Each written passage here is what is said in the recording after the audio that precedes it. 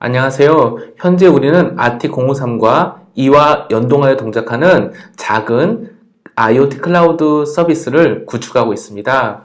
지난주까지 기본적인 환경 설정을 완료하였고요. 각 환경이 잘 동작하는 것을 확인했었습니다. 만약에 관련된 내용이 잘 기억이 안 나거나 현재 동작에 문제가 있다면 지난 과정 내용 혹은 지난 동영상을 참고하셔서 다시 한번 전체적인 환경을 확인해 주시기를 부탁드리겠습니다. 이제 지난주에 이어서 이번 주까지 웹 기반 IoT 서비스 구현을 좀 더 구체적으로 살펴볼 텐데요. 그 전에 간단하게 현재 우리가 구성하고 있어야 되는 상황을 다시 한번 리뷰해 보겠습니다. MySQL을 설치하고 기본적으로 동작을 확인해야 하고요. 그 다음에 Node.js와 확장 모듈들을 설치하고 각각이 잘 정상적으로 설치되어 있는지를 확인해 봤었어야 합니다.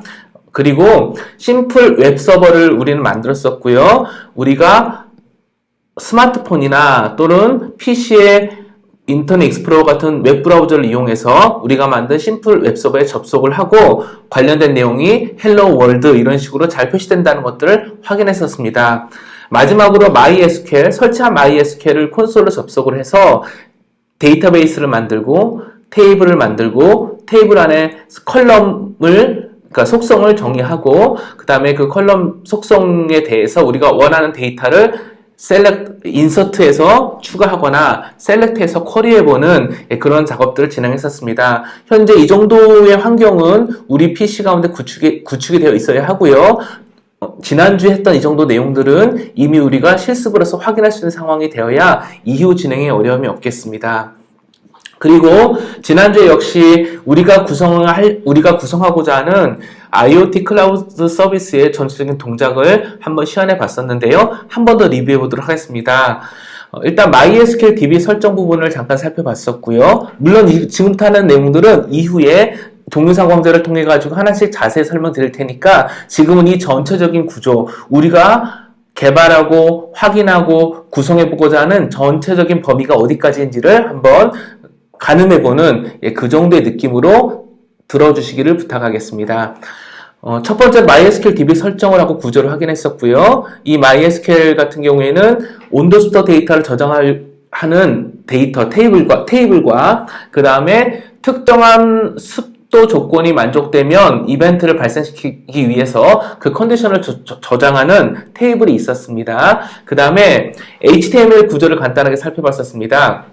HTML은 웹 브라우저로 접속했을 때 기본적으로 보여지는 웹 화면의 기본 구조를 담고 있었고요. 그 안에 포함되어 있는 자바스크립트에 의해서 서버와 통신을 하고 필요한 데이터를 가져와서 동적으로 데이터를 조작해서 보여주는 그런 구조로 되어 있었습니다. 잠시 후에 브라우저를 띄워볼 테니까 지금은 역시 이 정도의 개념들을 우리가 봤었구나라고 한번 생각이 나는지 확인해 주시길 바랍니다. 물론 내부 구조를 설명드린 것은 아니었었습니다. 그 다음에 서버.js 즉 Node.js 스크립트를 하나 봤었지요. Node.js 안에는 RT053으로부터 접속하는 부분과 웹브라우저로부터 접속하는 부분이 있었고요. 이러한 접속, 즉 웹소켓 통신을 통해서 온도스토어 데이터를 전송받아 저장하거나 혹은 DB에 있는 내용을 쿼리해가지고 웹브라우저에 전송하는 이런 역할들을 했었다는 것들을 확인해 봤었습니다. 그 다음에 이렇게 작성한 서버.js는 노드 프로그램, 즉 node.js를 이용해서 구동을 했었죠. 노드 한 다음에 한 칸 띄고 서버.js를 타이핑함으로써 구동할 수 있었지요. 이렇게 구동한 서버에 웹브라우저로 접속을 했었습니다. 웹브라우저로 접속했을 때 현재 저장되어 있는 온도스토어 데이터가 테이블 형식으로 보여진다는 것을 확인했었고요. 그 다음에 설정 정보, 즉 컨디션 정보, 특정한 습도값 이상이 되면은 이벤트를 발생시켜 주고 싶어서 설정해 놓은 그 값도 쿼리에서 보여줬었습니다. 참고로 이거는 이번 주에, 즉 내일 모레 목요일 날 실습을 하면서 다시 한번 확인해 볼 내용이긴 한데요. 그 컨디션 정보를 담고 있는 DB 테이블에 아무런 정보가 없다면, 즉 DB 테이블에는 아무런 그 데이터를 우리가 인서트하지 않았다면 처음에는 오류가 나게 되어 있습니다. 일부러 이렇게 구해낸 부분인데요. 그 원인과 해결 방식은 강의 시간에 다시 설명드리도록 하겠습니다. 이렇게 이제 웹브라우저를 접속해서 저장되어 있는 내용들을 확인하는 것을 했었고요. 또 이와 별개로 RT053은 DHT11, 즉 온도 습도 센서와 연결을 하여서 센서 정보를 가져오고 그 온도와 습도 정보를 서버.js, 즉 Node.js 서버, 우리 서버한테 전송을 해주고 그럼으로써 DB에 저장하는 그런 구조로 동작을 했었지요.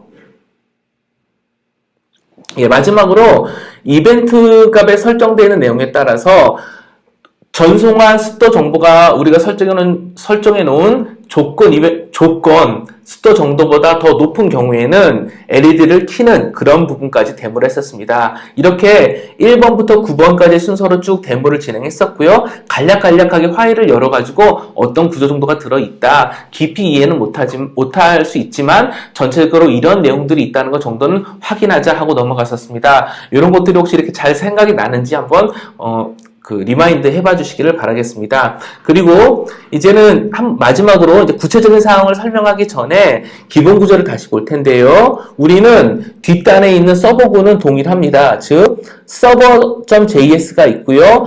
server.js는 node.js로 구성되어 있는 부분이고 필요한 노드 확장 모듈을 이용을 해서요.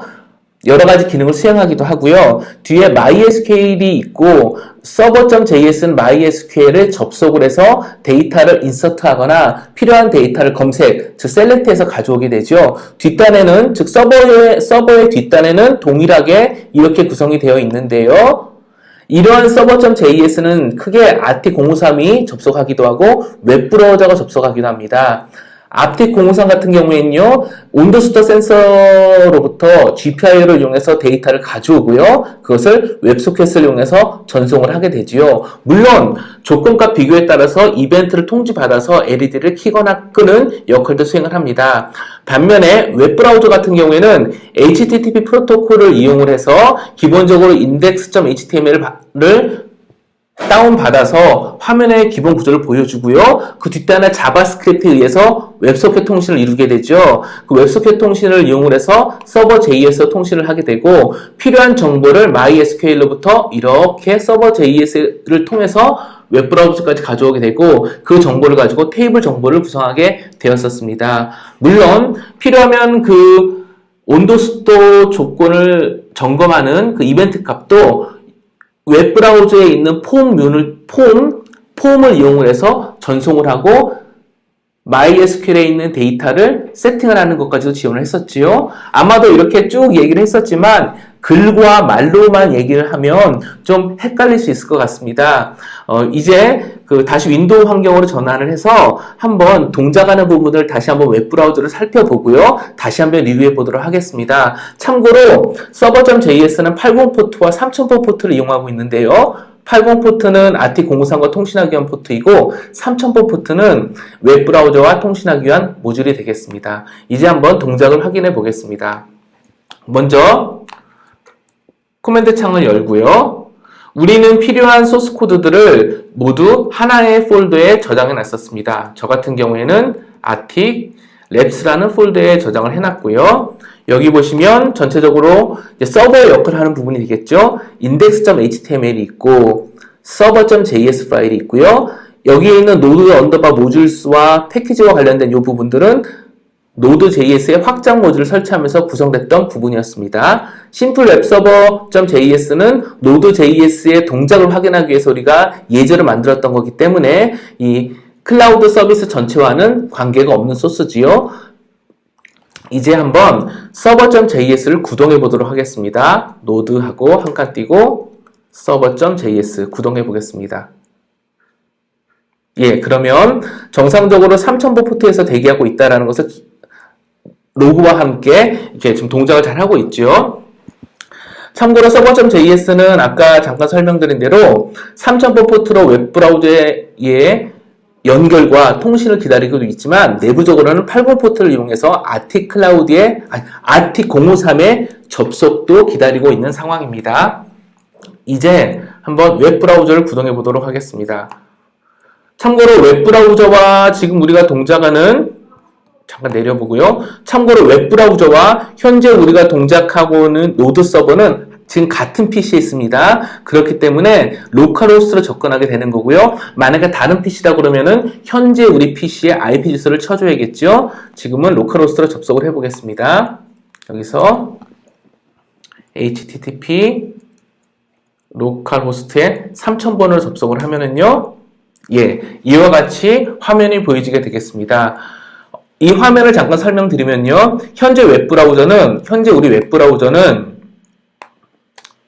3000번 포트를 이용해서 같은 PC에서 동작하고 있는 server.js에 접속을 한 것이고요. 접속이 되었기 때문에 여기 user connected라는 로그가 생긴 것입니다. 그 다음에 접속을 한 다음에 바로 index.html을 다운로드 받아서 기본 UI를 구성을 해줬고요. 그 다음에 index.html 안에 있는 자바스크립트에 의해서 각각의 온도 정보, 습도 정보를 다시 server.js에 요청을 합니다. 그래서 그 값을 가져다가 동적으로 이렇게 데이터를 표시해주게 된 겁니다. 그리고 실제 서버로부터 그 데이터를 가져오는 그 부분은요, 바로 이렇게 노드 쪽에 user request DHT11 데이터라는 로그로서 동작하고 있다는 것을 표시했습니다. 그리고 이 부분에 보여진 부분들은 지금 여기 보면 current event condition value가 50으로 되어 있지요. 이미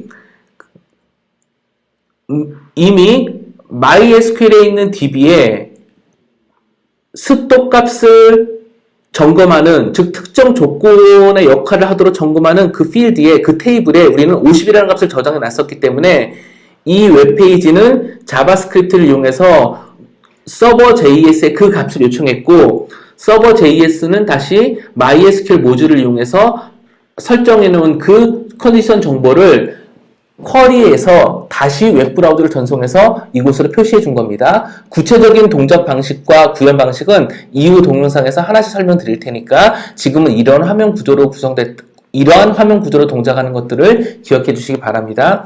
참고로 밑에 폼문이 하나 있는데요. 폼문이라는 거는 사용자로부터 입력을 받아가지고 어떤 역할을 수행할 수 있다는 겁니다.